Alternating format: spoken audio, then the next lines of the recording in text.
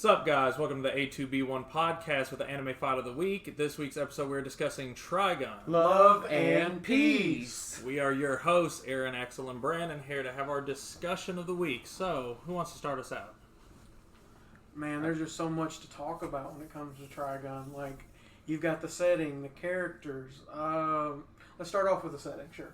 Okay, so you've got the post-apocalyptic / western / sci-fi type world that's got its own unique little vibe going on, and then you've got the different parts of it, like what's the city Millie and Meryl from? Oh, I don't know the city. I just know the place that they work at is looks like New York. It looks like a very urban area, while everywhere else looks like dystopian. Do they change? Dystopian Western. Do their outfits change? Because it seems like their outfits are a lot Western, but if they came from a city like place, it's weird. Their clothes do look, it's Western-ish, but they do look a little different than everybody else's in the show. Yeah, I would definitely say. Their own little... They definitely don't stand out as hardcore as, I guess, the other people in the saloon and bars. Yeah, of course. And then, another thing, our past 2 weeks we've been talking about JoJo, and that's one of the crazy things, too, is Trigun definitely went all out with the extra outfits, too. It's kind of like when you watch an episode of JoJo's Bizarre Adventure and you're like, all right, who's the stand user? It's kind of like that. It's like,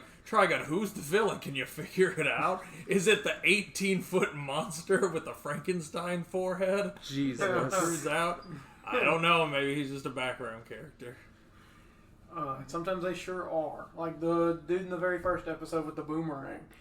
Never seen again. That's fair. But speaking you sure don't ever see him again. No. Yeah, and that's the other thing. Speaking of the first episode, I think if you've seen Trigun, you can probably agree that the episode 1 is one of the best first episodes in anime. I think it's an amazing opener. I think it's amazing. It literally gets you hooked right off the gate. Yeah. Like you are interested immediately. It's not one of those anime where it's like, look, you just got to give it 63 and a half episodes and watch the first movie, and I promise it gets good. Push through the first 5, man. Yeah. No, it's got you hooked right off the get-go. Just Vash the Stampede, like how many sunglasses did he go through? $60 billion double dollars. 60 billion. That's an interest. Their money is interesting to me. It's not just their money. The double dollars, they also do aisles instead of miles. Like they do everything where it's like a cheap knockoff of like a way Americans use. It's like trying to do our thing, but not wanting to do our thing. They don't want to get I'm sure it was like copyright. How is money copyrighted? That's fair. Who knows? So that's another thing too. Speaking on that is, I'm guilty of being a huge Trigun fan, but at the same time being a big fan of the dub, watching the dub. And that's been the trend lately. Is we've been talking about a lot of anime we prefer in the dub, but is it still referred to as aisles and double dollars in the sub? Is that still correct? I have no idea. Yeah, I strictly watch dub watchers. See, Aaron strictly watches dub with each anime. Me and Axl have seen our fair share of sub. I think we're just choosing these anime we prefer in the dub for the first year. I don't know why. It's just happened. I was going to say, because, everyone we've talked about so far, there's been the preference for we talked about how part 3, and part 3 JoJo's I did watch the sub. Yeah, that's true. We talked about that. We did. Okay. Either way, but yeah, the dub back on track. Dub's amazing. You've got a great voice cast. We're going to touch on that for a slight second with Johnny Young Bosch. With was that his first prominent role? Wasn't that like one of the things that really kicked him off? I think so. It's really close to I think there was 2 things. I think they were very close back to back. It's one of them. Yeah, it's either the first or the second. And then Millie and Meryl and Wolfwood, all of their voice actors, you just don't really see that often. They don't pop up often, but they did such an amazing job. Yeah, I never hear them. Like Jeff Nimoy, that's my boy. Well, I think those 3 were just ones that kind of wanted to just try it, and then it just fell off for them. It was also I think it was a hard point in time to really. If you didn't put the effort and be in all these small roles constantly, I think it was harder to get into than it is now. Yeah, it was the older voice acting period. Yeah, it was harder to get in on. Those older shows that were dubbed like that, there were so many actors that you just don't hear anymore. That different one example is the Tenchi Muyo cast. You never hear anything from any of those people anymore. That's fair. And that's because it's an older dub. Now, Jeff Nimoy was Tentomon. We can't forget that. That's a pretty good from Digimon. Yeah, yes, I'm aware. You're aware. I'm aware. Yeah, because that was the thing that tripped me out. Was a few years ago going to an anime convention, and Jeff Nimoy was on the guest list. I got him to sign my cosplay Punisher cross, which was really cool. But it was really odd to see him of all guests there. I'm just like, wasn't he just super excited to see somebody? Oh cosplay my Wolfwood gosh, too? he ran up to me and my buddy Blake. We were both wearing our Wolfwood cosplays, and he was like, "Guys, can I get an autograph?" Didn't even recognize who it was at first until I heard his voice, and I'm like, "Oh my god, Wolfwood is asking to autograph my thing." That's a strange thing, but you know what? I'm going to let it happen, and he is very short. He is a very short man. Because I remember seeing it, because I was like, there at the time, I was like, hey, this is a short man. Oh yeah, I mean, you know, Blake's 6'3", 6'4", and then I'm 6'1.5", and so he was just in between us. But he had the biggest. That was a good day. But yeah, that's what I'm saying. A great voice cast, an amazing dub, and just people you don't really hear from anymore. I also think it was harder for older cast people to get in on the new generation. Like, I think it was because with stuff like Funimation and stuff, basically they have their people. Yeah, they have their contracts, their people. I mean, I'm not like. Yeah. I think it's we hard. have Todd Havercorn. We don't need anyone. No one else. I just think it's hard to break. Chris that Sabat barrier. will be every other character in every show, and that's the end. He is everywhere. But Trigun is definitely a show that I think benefits from the dub because it has such a Western feel anyway. I think the Western accents a lot that some of them use is really well done as well. Even like you have the side characters and everything. They do that kind of like Western accent. I was like, I really enjoyed that. I also enjoyed the art style. Like, I mean, it's that older art style, but I just think they did it really well. No. See, I have to like the art style because Trigun's one of my favorite anime. It's really one of the first anime I watched. It's one of the shows I grew up on and, grew really fond of. Wolfwood was my first cosplay, But it's one of those things where I understand why people aren't big of it. It's kind of a divisive thing. I think a lot of people who do enjoy it for the nostalgia. But a lot of people will argue that they're not big fans of the coloring. They feel like a lot of the coloring was lazy in it. There's people who feel like it didn't stand as strong of the test of time. Now, what I did like about, as far as not so much the art, but as far as the animation, is I did like the animation in the just facial expressions and how Vash can be running away from bullets and have 16 different facial expressions in the span of 2 seconds of just various wacky things that he feels. That's a big thing that they do a lot. This Vash is like the facial. He is he is very expressive, expressive through the whole thing. Yes. And he loves donuts. He sure loves donuts. He loves them donuts. For a little plant, he likes donuts a lot. I didn't realize they conducted photosynthesis. Yeah, instead of making the sugars, he's just eating them. That's what he is. That's how you do it, I guess. It's a future for you. And, speaking of Western, how we talk about the Western vibe, but let's talk about Western audiences, because that's one of the things Trigun really does, is it hits... There's those anime that you always recommend to people who typically don't watch anime or want to get into it, that who might be a fan of, our American cartoons or American, reality TV shows or sci-fi shows, things like that. And it's like, how do I get this person to really like anime? And even if they're not your favorite, you've got Cowboy Bebop, you've got, Trigun, you've got Neon Genesis Evangelion, you've got these anime. I don't think it's right to put that some of those with like Cowboy Bebop.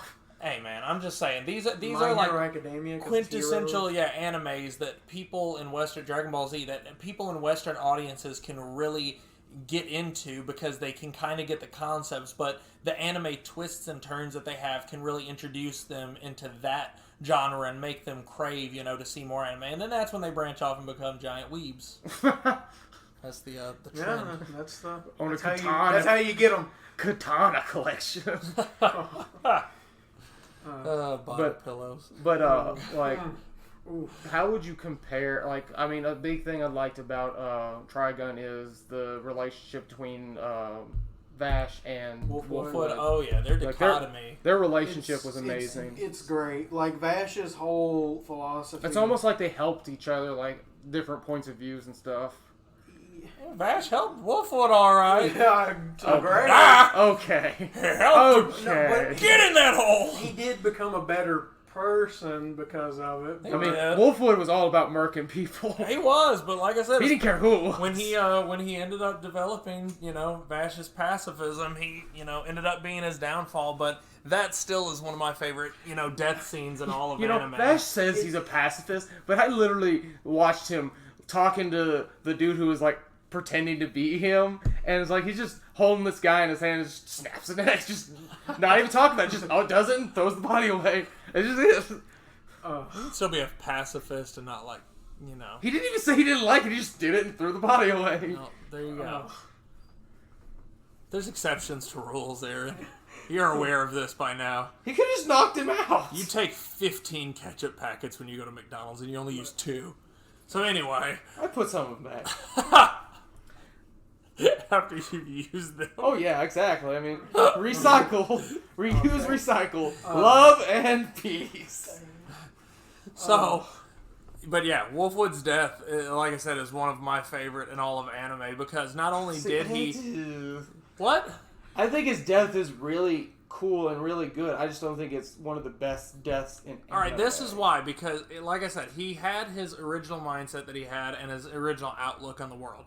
Vash kind of helped mold it to fit, his kind of mold more by the end of Wolfwood's life, and so that ultimately ended up being his downfall. Well, then he goes into the church, and as he's bleeding out, he's screaming, he doesn't want to die, he's not ready to go. He also discovered love. He did, and that was powerful. He wasn't ready to go, he didn't want to die, but at the same time, it makes you wonder with his, beliefs, clearly him going into church and everything, he may have known he was a sinner, he wasn't the best Christian, but him going to there and, realize all of the aspects of his life that make him want to live, and then also switching over his morality from what he was to this pacifism, it gives you almost that vibe of like, okay, so is this what's going to get him, into heaven? When he passes on, is he going to go, up above? Because he did end his life with a positive moral code and realizing all of the wrongs and the rights in his life. So I also think that the reason he asked not to die and all that, whenever,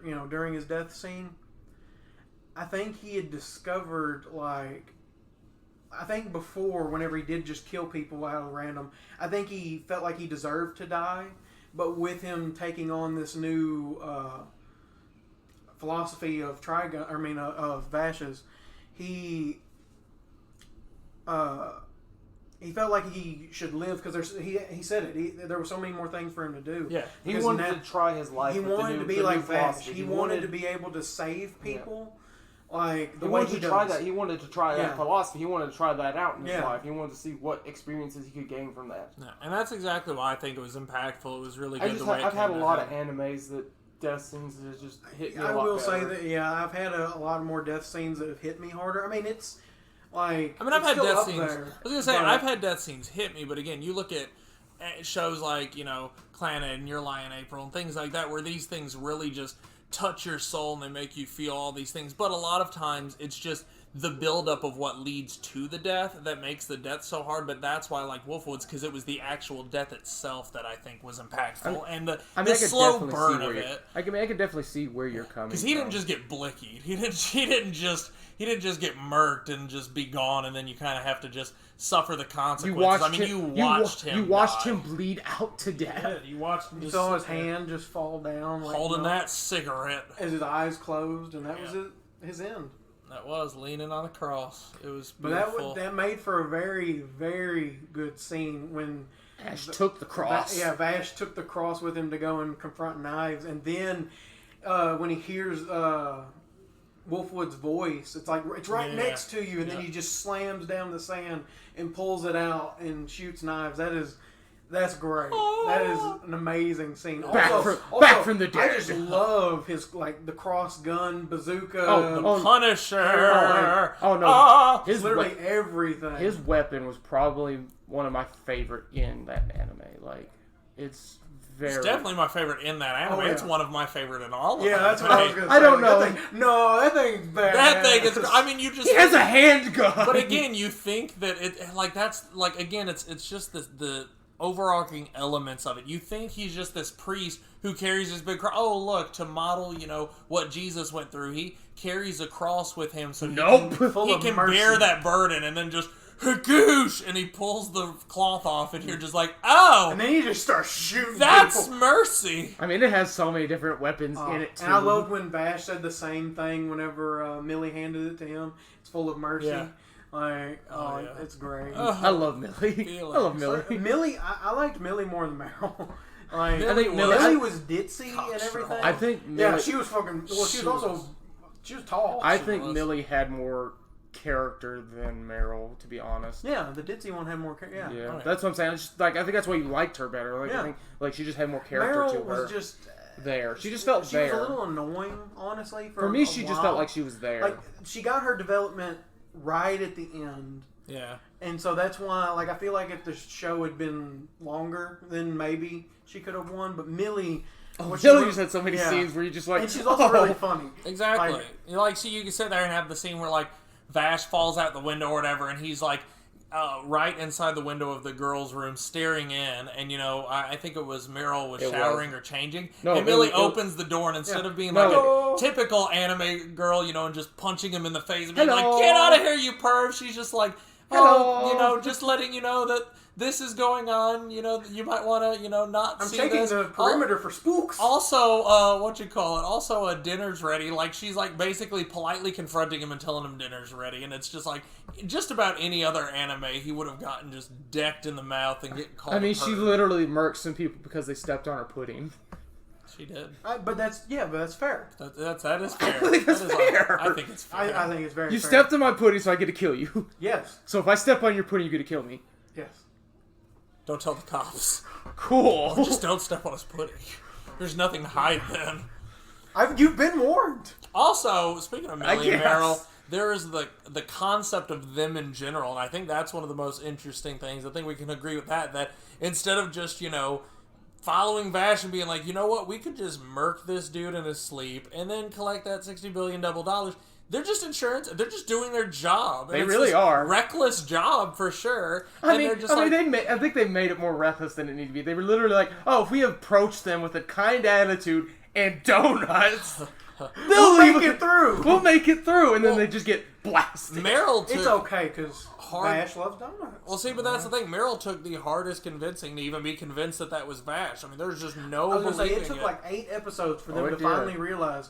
Oh, this is Vash the Stampede. This is actually him. This is the humanoid typhoon. Did anybody feel weird that, like, I don't know, it almost felt forced that they kept meeting up? Like, I don't know, I think that was weird that it was just like, oh, this...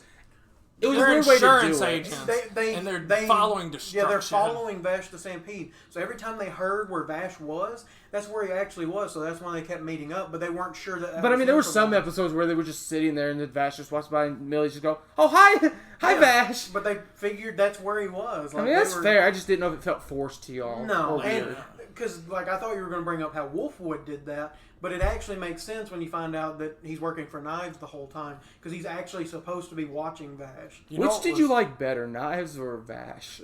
What?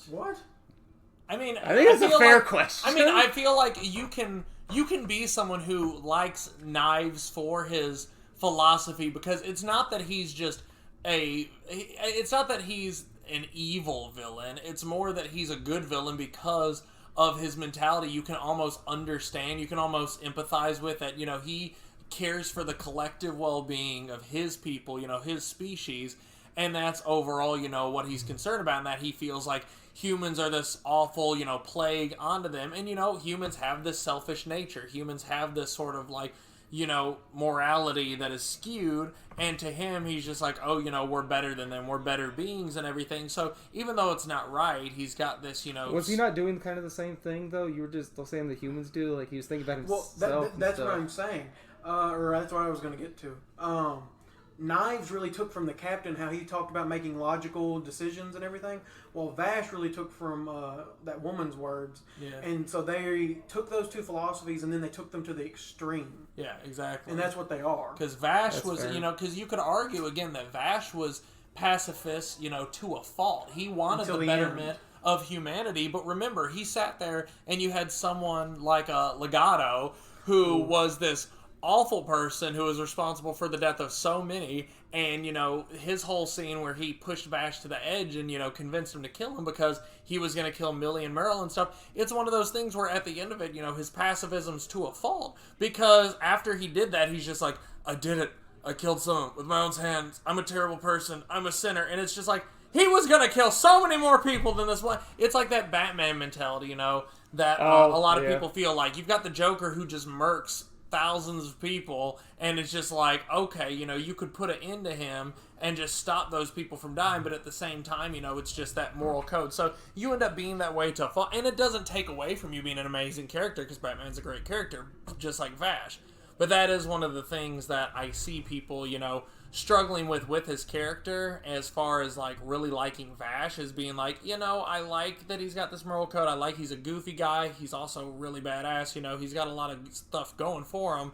But holy crap, he is pacifist to fault. Like, I just want to see him just murk one person. You want him to see him shank some people. For the sake of knowing that it's for the betterment of, you know, humanity. It's to progress his idealism rather than being like, oh, my arms are tied and I'm forced to do this. You know, you want to see him, I guess, have that moral code, and then, like, know that he has to do certain things. Yeah. You want him to kind of how Wolfwood grew from his moral code. You want Vash to be able to evolve his as well. That's what I was. Yeah, that's what I was thirsting for. You know, because at the very end, you know, he sees the silhouette of the girl from the ship, and he's like, from now on, I'm going to follow my own. Yeah, words. Exactly, and that's what I'm saying. That development is really what you're craving, and I think that the legato, you know, the post legato is when you really wanted it to sink in, and you saw like, ooh, he's still got more time to develop, you know, which is great for the anime. I think Legato was a better villain than Knives. Oh yeah, I mean the lengths that he went to. Yes. I mean he was reminiscent of. He was controlling that. Yeah, he was reminiscent of what's his name? That's fair. John Doe from the movie Seven.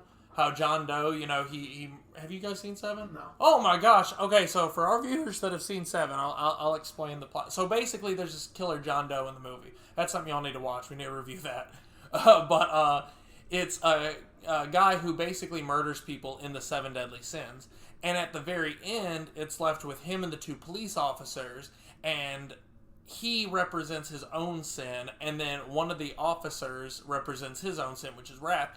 And the whole thing he wins if the officer kills him. That's kind of like, I won't spoil how the ending goes, but basically he wins if the officer ends up killing him because he shows that I can prove that wrath exists. And if he doesn't, I think I've seen stuff about it, but I haven't seen it. So that's kind of what it is. So that's where Legato was. Is Legato's like, I'm just gonna push him because he just got his own men off themselves, because that's what really killed Vash inside. I mean, that's what was hurting him more and more, was seeing this life, you know, not being preserved. It was being taken away. And so the way he was able to toy with him and just manipulate him into doing these things he didn't want to do, and to feeling these feelings he was trying to avoid feeling, that was brilliant.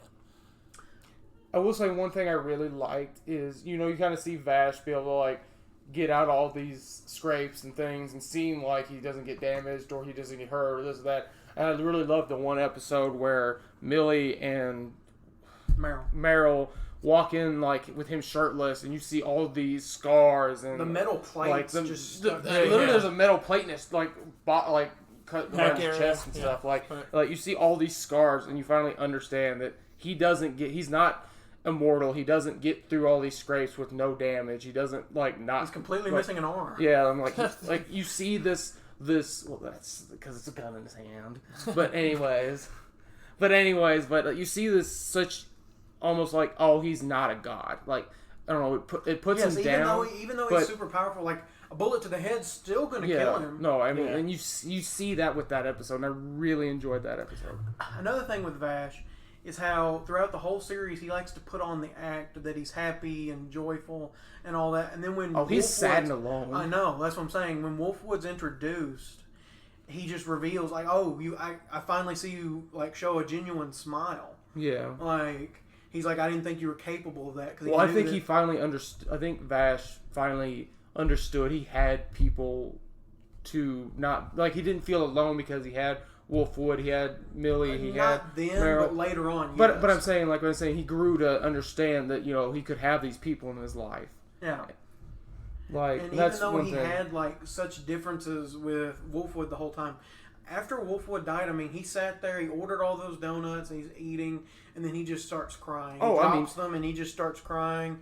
And I mean, they were friends. They were friends. They were the best of friends. Like, I mean, I really think they were very close. Okay. No, I'm just talking about the crying, eating donuts. It's so good. Yeah, that's what he said. He kept saying it was so good, so good. And then he looks up and he's just crying, and then he drops the whole bag. So, do you think Vash got into the scrapes he got into by sheer coincidence, or do you think he planned? Like, because there was that one episode where he took as a hostage, but he was listening to the music and chewing the bubblegum and stuff. I love that so much. He just walks in, but was it cool? Was it coincidence he got into these scrapes, or was it just his I guess stupid planning? Well, and again, like, I think that's one of the things, because he's not a dumb guy. No, he's not. But that's why I say that's one of the elements of the show that I think I really like too, is it makes you wonder about where the author was trying to go when it comes to the concept of like fate and stuff. Because again, was it just a coincidence that, Vash got into these, encounters he did? Was it just a coincidence that, he decided to break his moral code to pull the trigger against, Legato? Was it a coincidence that Wolfwood died right when he made the, philosophical turn to like change his moral code? Like, what, or is there like an overarching plot that like this is just the clockwork of the world, that this is kind of a fate and destiny? It's kind of like how he wants the reader or the viewer to like, oh hey, coincidence like this can't happen. Yeah. This is normal life. And then like what you were saying too with Millie and Meryl, I know Axl used logic to solve it. Oh well, this is where they found out he was. That's where they met up. But again, or was it just coincidental that they met up, or was that part of the clockwork? Like was that part of the fate? He wants the viewer to like understand that random, like I guess. I think he wants them. He wants the reader to question. Yeah. That's also fair. Yeah. Like he leaves it to their interpretation and however they feel that it goes about, and that's the best way to do it. Oh no, it is. Now I did say Vash isn't dumb, but Vash is very gullible. Yeah, I mean, but it's because of his innocence. Like, I understand. But I just wanted to get that straight. Like, I don't like. I know he's gullible. I was gonna say it's similar to Luffy in that way. No, because Luffy would be like, whenever he made the partnership with Law, and he's like, "Are you going to betray me?" And he says, "No." He's not going to betray me. Yeah, so, that's fair. He's one of those. He's one of those people who he has his absolute goofiness, and then he has his really stoic, like, seriousness. But the reason I like him as a character so much, and I think he's so well done, is because the two are separated so beautifully. Like, it makes you question, almost like, who is the real Vash the Stampede? Is Vash actually this goofy, wacky, carefree guy? Or is he seriously this melancholy kind of, desolate person who has these inner struggles and he's serious? Or are those two sides of the same coin? Is that just who he is? Is one of them a facade, And then also, I think the other big thing about it, too, is the way that it's done in the anime, in Trigun, is so well, as opposed to a show like Golden Boy, for example, which I love. No, but Golden Boy, goes super incredibly goofy to just absolutely serious in the split of a second, but it's for the sake of humor. It continues the goofiness. If he's just fumbling in the water while he's drowning, trying to impress a girl by swimming, just I understand. How do you like my swimming? I understand what you're saying, and I think that's more going to the whole. He wants the viewer to kind of like question where like almost determine for yourself what you think. Yeah, like, well, I don't think he wants well to. Done. I don't think it's really well done. I just don't want I don't think he wants to like say this is what it is, because he wants to leave the viewer or the reader to interpret it in their own way. I think it's one of those animes where like he really is heavy about that. He wants it to interpret it their own way. And one thing I really like about the anime is like it kind of does what Cowboy Bebop does about the whole episodic thing, but in a way you still have something to look forward to. Yeah, you still have an overarching plot. Yeah, definitely. But that's what I'm saying. Like it still has that feel that it's like Cowboy Bebop, but in the same way it does it differently. Yeah, because it also is very character driven, just like Cowboy Bebop. Oh, I mean, yeah. Extremely character. He wants you to love the characters. Yeah. I think that's an amazing point for an anime. A few like episodes that really stand out to me, like as far as Vash's like character, is when he goes back up to the ship that's up in the sky and he meets with the people that have been living on the ship the whole time. Oh yeah. How he was actually loved a long time ago, but now the younger generation have grown up and they for whatever reason, like, you know, some of them like him, but then there's that one guy who hates him. I mean, he hates him for two reasons.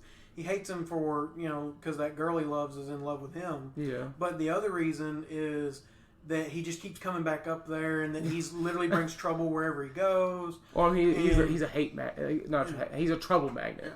But when that character dies at the end, and because he saves Vash, he gets in front of the bullets and saves Vash. When he looks up to him, like, oh, my hands were so small the last time you were here, and that he goes back to the point where he actually really liked hanging out with Vash. He almost like gave Vash, like, I did love you at a point. Yeah. Like, it was more or less what perspired to make me, like, hate you, but in a way I didn't hate. Like, I didn't fully just hate you. And then the impact that had on the girl that loved Vash. She said it wasn't Vash's fault. She left him that present of his new clothes, you know, his red suit again. Yeah. So many and buttons. Then she runs off crying, saying she was saying, like, I can't face you, because she was so like. I mean, I definitely see where you're coming from. Vash. I mean, Vash was tortured in so many different ways. Like, that was somebody he'd already started to accept, like, caring about other people and, like, wanting to be around them, and then this character who he thought that way of just ran off, and, like, I feel like that hit him pretty hard. Well, I mean, you got to think Vash's whole life was a lot of mental stress. Like, that's another instance. And that's another thing about his character. Like, you got to, like, how you were talking about how he was two different sides of a coin. Yeah. Like, think about all the trauma he went through. Like, he spent basically his whole life alone, running from everybody. Like, it's a lot of mental stuff, man. He also spent a lot of time with Knives, even though he hated him. Yeah, so I mean, it's just like, I think there was a lot going on.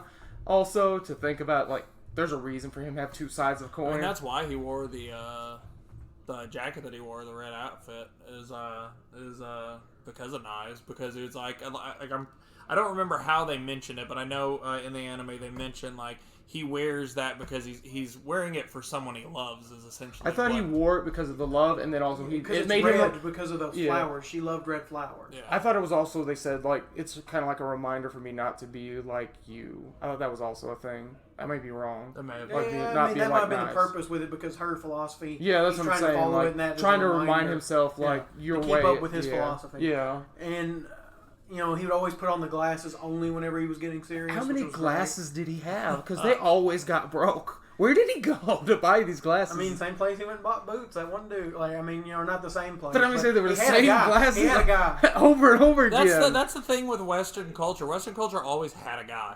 You know, there's, like, jokes people make about that. I've seen some stand-up where people talk about that. They're like, nowadays you go to Walmart for everything. But back in the day, you know, you would sit there and you had a guy. You would go to George the blacksmith, and then if he didn't have what you were looking for, if you were looking for a nice pair of shoes, he'd send you to Joe, who was the leather worker. You would talk to people. Who's your guy? Who is your guy? No, I definitely understand. But, like, so one thing we haven't touched on is the movie. And I know Axl really likes the movie. I didn't think the movie was canon for a long time.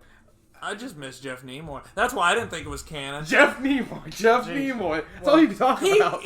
At the convention I was at, he literally said no one reached out to him for Badlands Rumble, and that he would have done it. He's like, Wolfwood was one of my favorite roles. That's terrible. That's the part that confused me. Maybe it was because... Why didn't he try to contact them? Did he know? Yeah, did he know? I'm just saying. Hey, this movie's in production. But I'm saying, hey, if you do bad, he could have been like, hey, if you do this, I'll come back. Badlands is great because it's literally a touched-up animation. Like, it's newer and it looks great. Like, the movie looks amazing. If you had to compare the two animations, do you think, like, the movie looks better. Do you think? But I'm saying, like, do you think the movie holds up today? Yes, definitely, 100%. That movie is done. Amazing. Just wanted to ask. I mean, and what is his name? The villain. Loves the movie. I love the movie. It's Gasback. Gasback is an amazing villain. I just don't like that name. I don't like that name. It's like, what is it like? It's like it sounds like a pill you would take to put your gas back up in you. But no, it's what is it? What movie? Guardians of the Galaxy. The Taser face. That's what it reminds me of. They'll remember the name Taserface. And everybody starts laughing at him. I wonder if Gasback gets laughed at. Taserface. But no, Gasback's an amazing villain. And he is. He's a very, very good villain. And the fact that he knew Vash before is great. And like I said, I didn't even know the movie. There was a point where Vash was dead, and Wolfwood puts on his glasses and goes out like guns blazing, and it's just great. That movie is really, really good. Yeah, the wedding's very good. Or, what? The wedding. What? You got your priorities, huh? I'm getting married on Monday, so I'm excited for that. But yeah, well, actually, what is it? Yeah, today, the day that this video is getting published, should be the day of the wedding. So that's exciting for everyone. Woohoo! I think we're talking about anime, man, not your life. My last name is Joestar, and my wife is becoming Abby Marie Joestar. That's anime. I don't think I'm an anime character. I don't think anybody cares. They want to hear us talk about Vash. Vash. Come on, no. That's not used anymore. That's fair. And then in the movie, the female character that gets introduced throughout it is very interesting. Gasback's daughter, it turns out to be. Yeah. She's very interesting, and I think in the manga, I'm not 100% sure on this because I haven't read it, but I think I heard that she reappears in the manga every once in a while. What, Amelia? Does she? Amelia, that's her name, right? Yeah. I thought the anime was very, very, very close to the manga. Parts of it are different. But I'm saying I thought it was one of those animes that very held true to the manga. It did up to like that point, I'm pretty sure. Mm-hmm. But then like it continued after the knives fight. Oh, okay. See, I didn't Which know a that. lot of animes do. A lot of really good. I mean, if an anime is popular enough, if there's no source for them to go back on, they'll just make some stuff themselves. Like, I mean, it's something they do. I mean, I can't blame them for it. They want to make as much money as they possibly can. But I'm just saying, like, and that's one of the things too with what? Go ahead. They're whispering stuff, guys, off camera. So another thing too about Trigun is the production, as far as Madhouse. How Madhouse is the company that the studio that did Trigun. That's one of the other big things that I like a lot too. Is Madhouse did this? That they were founded in 1972. And they went, and that was a early 90s production. But then since then, they've gone on to do so many different things. Like they did Perfect Blue, they did Trigun, But they also did Black Lagoon, they did Death Note, they did Parasite the Maxim, they did One Punch Man. And they had done so many amazing anime out there that are still insanely... Oh, they did Wolf Children. I forgot about that. Oh my God. Are you talking about Madhouse? Yeah, Madhouse they're has done Madhouse. so many good things. See, they're talking about their own thing, guys. I'm for you. Like Madhouse did Hajime no Ippo. Oh, let's not talk about that right now. One day. Like, one day. That's my favorite sports anime. Oh, I mean, they have done so many different things. It's always quality. It's always quality. Oh, I mean, literally, they don't care what they put out there. Like, as long as they...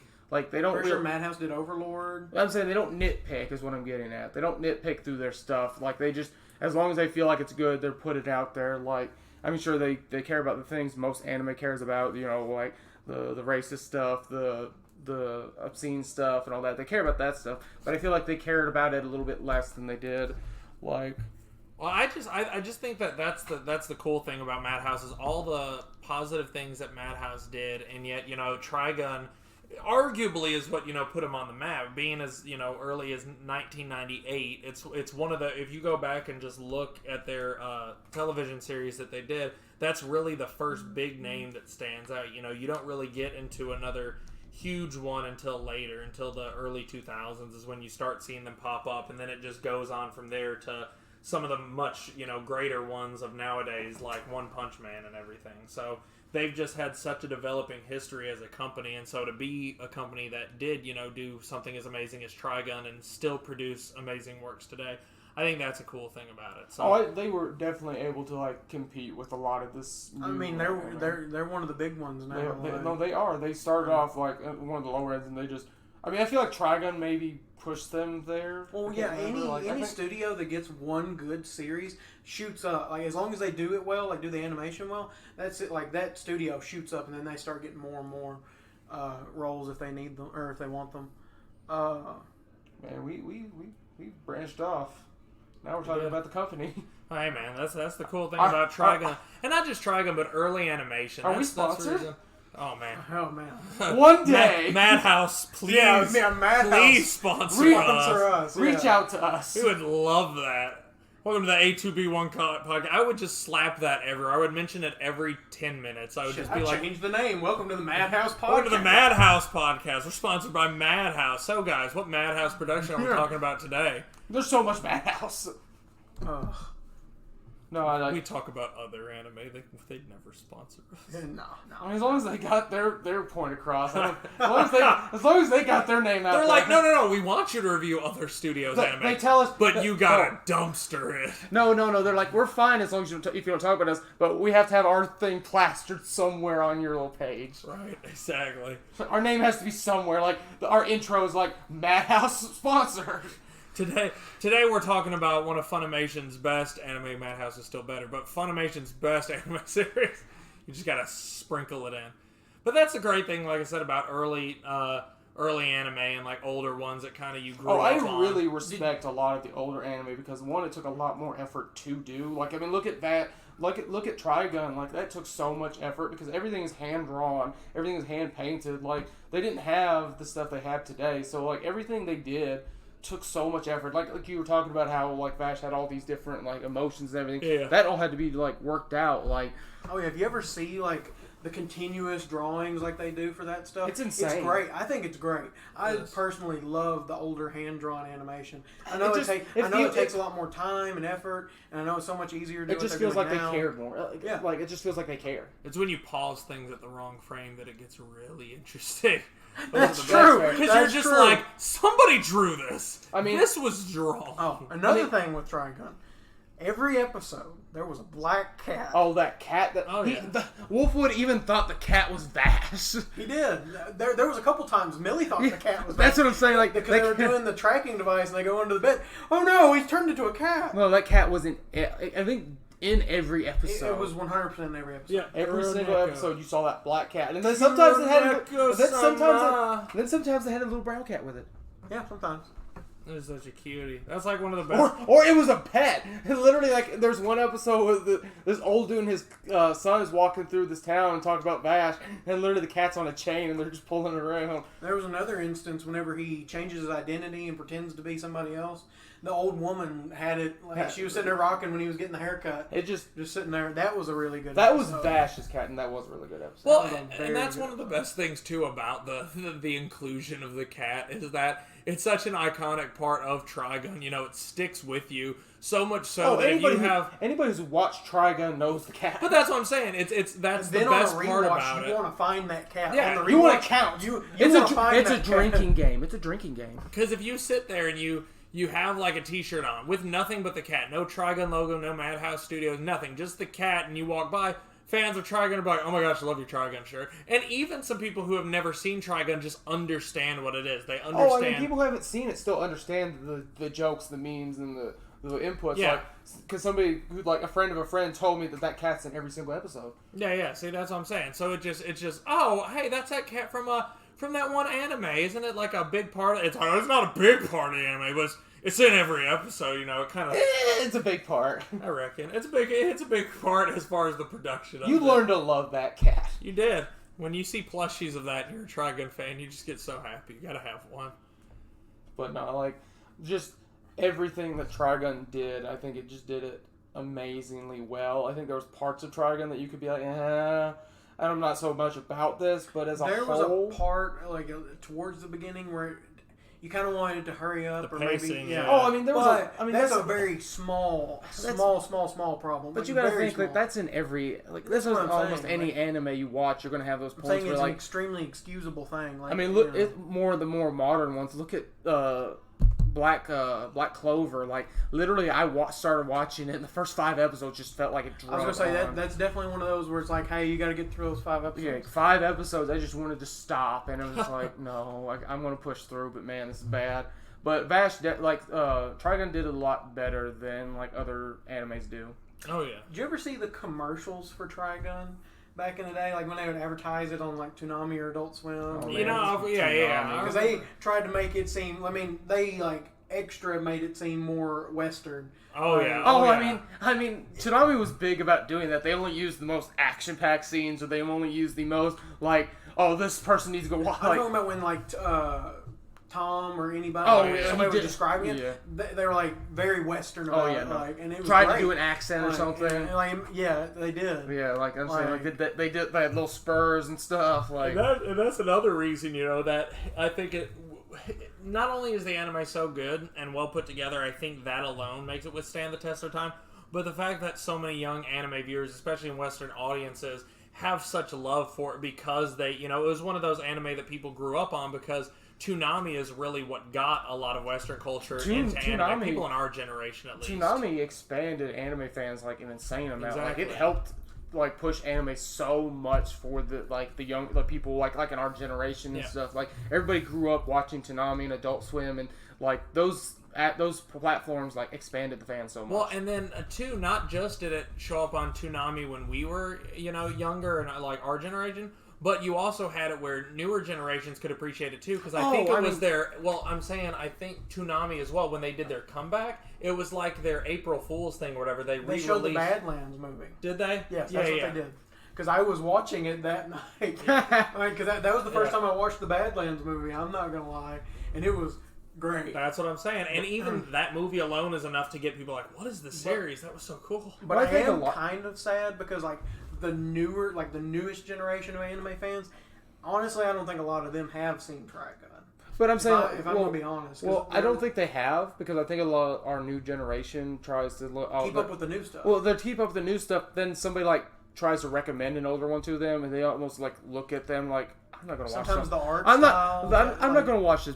Okay, don't talk about art style with me. You literally won't watch an anime because it's CGI. I'm saying people will say like, "Oh, the older art style." No, I agree with you. Especially newer fans because they're used to the new animation. Oh, I mean, 100%. Like, a lot of people would either watch it and say, "This art style is not my thing. I don't like it, so I'm not going to finish it." And I do think a lot of the newer people, if they did, I feel like they could appreciate it, and I feel like they would like it more than they think. But I think it's hard to get these newer generation people to watch this old stuff. I mean, we talk about the legend, like what was the legendary list like for animes that you like was a must watch. There was like Cowboy Bebop, Trigun, Neon Genesis Evangelion, think like Dragon Ball Z. The things that really, like I said, it's the things that help get people in Western audiences into anime, because it has a lot of concept and kind of characteristics that things that they're familiar or that shows that they're familiar with have. But then it also has that weird Japanese, aliens, like anime vibe to it that really kind of it's a slow progression into them seeking out, I think, further anime. Because if you were to get like this really off the wall anime and have that be the introduction to something like Madoka Magica or something, it's like, watch this. Just watch it. Oh, it would turn them off immediately. But like, I see what you're saying about how like Cowboy Bebop and Trigun push these people. One thing though is the younger audience now. Anime's become so popular, people know what anime is off the gate, so I think it's a lot easier for them to get into those more obscure shows. Used to people would get bullied for watching anime, back in the day. Like, it would be a thing that people would be like, "Oh, you watch anime?" And now those bullies are watching it. The tables have turned. Weren't you in that generation, Axl? Just barely. Like... and I'm glad that people have grown and they've matured to like respect and appreciate anime. Well, I mean, nerd culture in a whole like has done such a 360. If you liked comic books or heroes or this that, you were ridiculed, but now it's just like it's a huge phenomenon for anybody. You can go to Buffalo Wild Wings now and watch League of Legends on the TV shows. I didn't know that was a thing. Yeah, they show esports now. So Buffalo Wild Wings does. So that's what I'm saying. You've come full circle as far as nerd culture does. There's a whole lot that's been progressing, so I'm really excited to see where that continues to keep going. Sorry about that, everyone. It looks like we had a technical error with the podcast. But that's it for this week's episode of the podcast. We hope y'all enjoyed. Remember to like this video, comment on this video, and subscribe. Ring the bell for more notifications about new upcoming podcasts. And we hope you'll tune in next week, where I think y'all will jump for joy. Thank you.